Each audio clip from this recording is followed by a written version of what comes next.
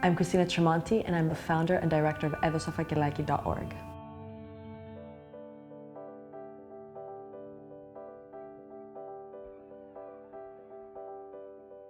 I started a website called edosafakilaki.org, which is a crowdsourcing website where people come online and report instances of corruption anonymously.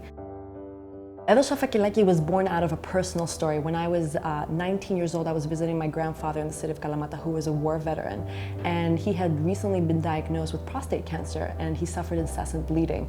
So we had to rush him to the nearest public hospital. And at that time, I realized that people were just ignoring us in the hospital. People weren't giving any attention, paying no attention to us.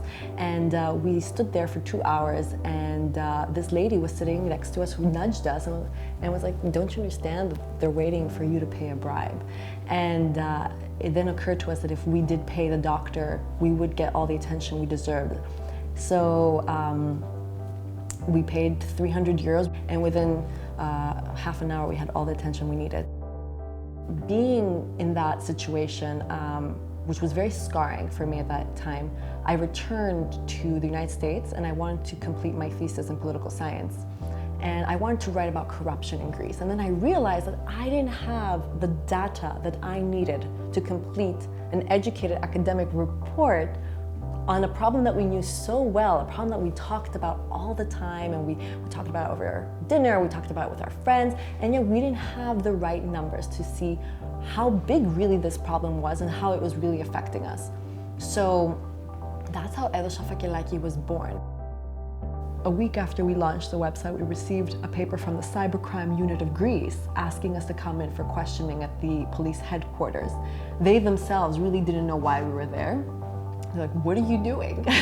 What is this website that is defaming public institutions? What is your goal? Who are you and why are you doing this?" And when they realized it was completely harmless, it was an idea of freedom of speech and pointing fingers at a problem that really, really did concern us and starting a national discussion, they sort of stepped to the side and really embraced us and are trying to see how we can collaborate together. We felt very uncertain about how people would embrace it, if people were willing to come online and actually express themselves openly about something that they had engaged, an illicit transaction that they had engaged in.